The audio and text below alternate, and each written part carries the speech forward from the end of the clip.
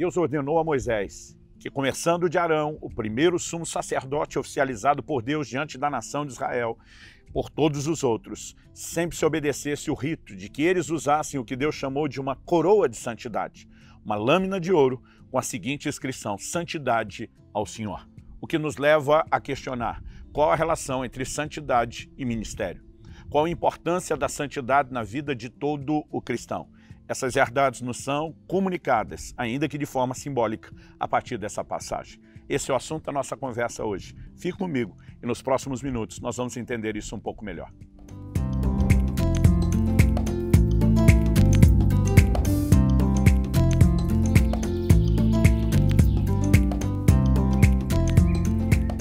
Estou hoje em Cruzeiro do Sul, no Acre, passando para trazer mais uma palavra ao seu coração.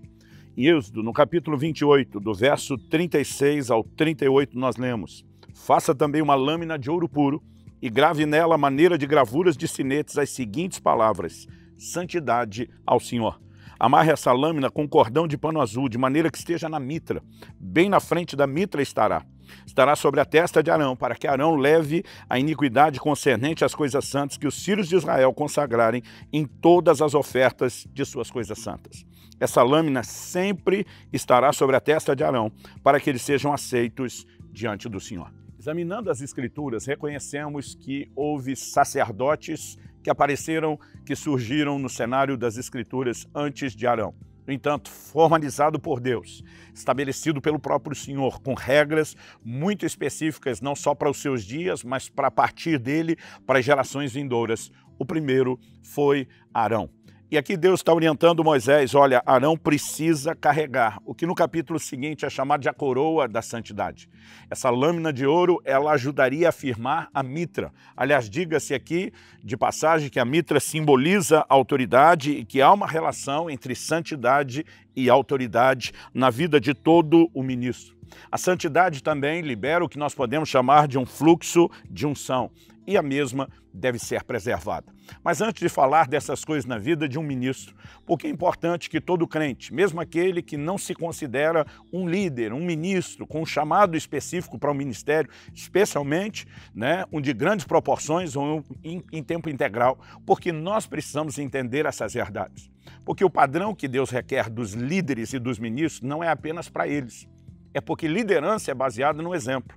E eles devem ser os primeiros a atender os requisitos que todos os demais deveriam cumprir. Então, quando vemos Deus estabelecendo um padrão para os seus ministros, isso não significa que o resto do corpo de Cristo, do povo de Deus, esteja isento disso. Que se alguém diz, bom, eu não tenho um chamado para o ministério nessas proporções, que isso não diga respeito a ele.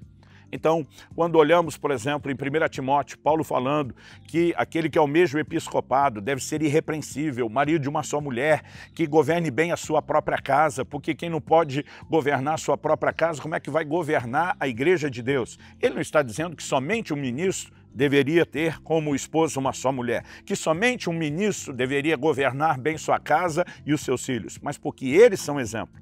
Eles deveriam ser a referência, eles deveriam ser os primeiros a preencher os requisitos que Deus espera de todos, de maneira a inspirar o restante que eles iriam liderar. Santidade é algo necessário na vida de todo cristão. E outra, ministério não é cargo, ministério na Bíblia é serviço, e nesse sentido todos fomos chamados para fazer alguma coisa, para desempenhar algum papel.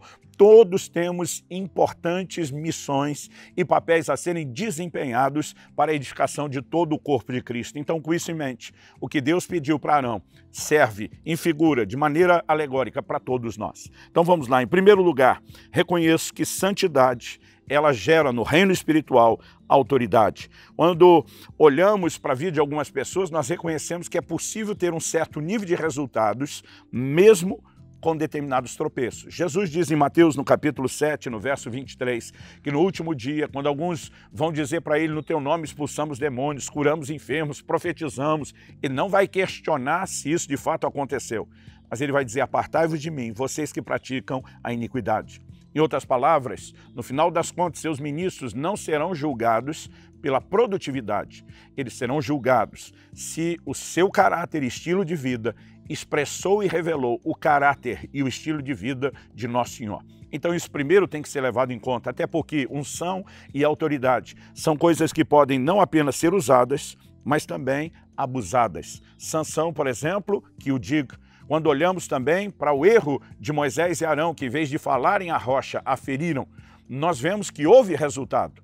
Mas Deus os chama, Deus os repreende, Deus anuncia as consequências por terem errado daquela forma, ainda que, entre aspas, tenha dado certo. Que o resultado tenha sido o mesmo que se eles tivessem feito a coisa da forma direita. Em outras palavras, o que nós podemos concluir é que o fato de alguém estar tendo resultados não significa que Deus esteja avalizando os seus métodos. Mas quando alguém entende a importância de viver num lugar de santidade, de ter exemplo, o reino espiritual trará um respaldo de autoridade maior para essa pessoa. Quando eu olho para a visão de Zacarias no capítulo 3, falando do sumo sacerdote Josué, em quem é visto Satanás do seu lado para resisti-lo, resistir ao seu ministério. Há uma razão para isso, pela qual o inimigo está enfraquecendo, roubando resultados, impedindo ele de ir mais longe. A Bíblia diz que ele estava com roupas sujas e Deus mandou trocá-las. E quando as roupas sujas foram trocadas por roupas limpas, Deus diz: eu fiz com que passasse de você a sua iniquidade. Manchas, máculas, pecados roubam e comprometem a nossa autoridade no plano espiritual. E quando eu olho para Jesus, sendo levado pelo Espírito Santo, para primeiro ser tentado pelo diabo, vencê-lo em tudo, para depois exercer o ministério, eu vejo essa ordem sendo respeitada. Segundo lugar, qual a importância da santidade na vida dos ministros de Deus? A Escritura nos revela, em Eclesiastes, no capítulo 9, no verso 8, em todo o tempo sejam alvas as tuas vestes e nunca falte o óleo sobre a tua cabeça. Vestes brancas fala de pureza e santidade.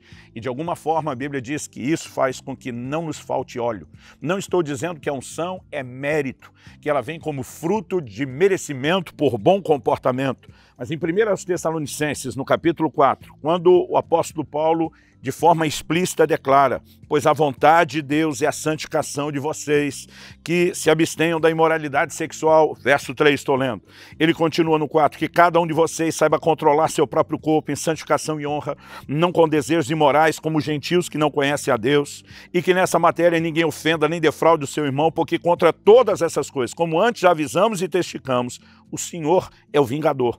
Pois Deus não nos chamou para a impureza, e sim para a santificação. Portanto, quem rejeita essas coisas, não rejeita o homem, e sim a Deus, que vos dá o seu Espírito Santo.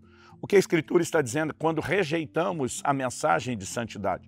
Não estamos rejeitando o homem, a pessoa que prega a mensagem, estamos rejeitando a Deus, que nos dá o Espírito Santo. Não é uma rejeição completa de Deus, não é uma rejeição permanente, até porque a maioria dos que tropeçaram nessa área, não dando ouvidos e se arrependeram, depois foram restaurados, não viveram o resto das suas vidas sem Deus, mas ele fala que essa resistência à mensagem de santidade nos leva a resistir uma particularidade específica de Deus, o Deus que nos dá o seu Espírito Santo. Ou seja, quando falhamos em não andar em santidade, estamos comprometendo o fluxo de unção que poderia se manifestar sobre as nossas vidas. É por isso que Paulo diz em 2 Timóteo 2,21, assim, pois se alguém se purificar desses erros, será utensílio para a honra, santificado e útil ao seu Senhor, estando preparado para toda boa obra. Quando há santificação, nos tornamos vasos úteis, ao nosso Senhor, preparado para toda boa obra. Obviamente, aqui, Paulo não está dizendo que a preparação é fruto do mérito do comportamento, mas que o comportamento adequado não sabota aquilo que Deus gostaria de manifestar por meio de nós, que é, de fato, a unção. E quando eu e você entendemos e compreendemos essas verdades, então percebemos também, como conclusão óbvia, que tanto santidade como unção precisam ser preservadas. No livro de Eclesiastes, no capítulo 10 e no versículo 1, nós temos uma mensagem muito específica a respeito disso. A Bíblia diz: assim como a mosca morta faz o óleo do perfumador exalar mau cheiro, assim também uma pequena tolice pode ter mais peso do que a sabedoria e a honra. Em outras palavras, a Bíblia está dizendo que um pouco de coisa ruim, um pouco de tolice, pesa mais que muita coisa boa, toda a sabedoria e a honra. Da mesma forma, moscas mortas que caem no óleo, no unguento do perfumador, podem fazer com que o mau cheiro dessa pouca porção de mosca fale mais alto, ou seja, comprometa todo o óleo e toda a unção. Esse óleo representa simbolicamente, né, a unção do Espírito Santo. Moscas, por outro lado, na Bíblia são símbolos de impureza. E o que a Bíblia está dizendo é que um pouco de impureza sabota e compromete muita unção. O que devia nos levar a questionar por que as moscas foram parar no óleo para começo de conversa. E a lógica nos remete a uma clara resposta. Elas simplesmente caíram porque o óleo estava descoberto, estava destampado, estava desprotegido. Se alguém tivesse tido o cuidado de protegê-lo, ele não teria sido comprometido. O que é que isso nos ensina de forma prática? Que eu e você também precisamos proteger a santidade e a unção de Deus nas nossas vidas. Não podemos brincar com pequenas impurezas achando que isso não tem consequência, que isso não nos rouba, que isso não sabota o plano e o propósito de Deus, que isso não vai comprometer a nossa autoridade e a nossa unção. Quando entendemos de forma contrária e agimos com zelo, acabamos protegendo aquilo que Deus nos confiou. Cantares capítulo 2, versículo 5, fala das raposinhas que destroem as vinhas. Raposinha, ali naquele texto, no diminutivo, na verdade é uma referência ao filhote da raposa. Ainda que não tenha o tamanho de uma raposa adulta e seja menor, tem a mesma natureza, os mesmos instintos e o poder de produzir os mesmos estragos. Pecadinhos não são diferentes no seu potencial de destruição dos pecadões. Estou botando aspas tanto numa expressão como em outra. Mas o que eu e você precisamos entender é que se houver um posicionamento de proteção, não importa se é uma raposinha, se é uma raposa velha e adulta, não importa se estamos falando de mosca como figura de impureza, quando protegemos não apenas a unção e a santidade, mas protegemos a autoridade, né? Protegemos o fluxo do exercício do ministério. Isso tudo deveria nos levar a reavaliar nossas vidas, nossas conquistas. Quando o sacerdote vinha a público, Deus queria que ele transmitisse uma mensagem, que as pessoas deveriam esperar dos seus ministros compromisso, que eles deveriam ser os primeiros a dar exemplo e que essa mensagem pudesse, na verdade, contagiar e mobilizar a todos. Então que ela também, por sua vez, nos nossos dias, nos envolva a todos. Santidade ao Senhor.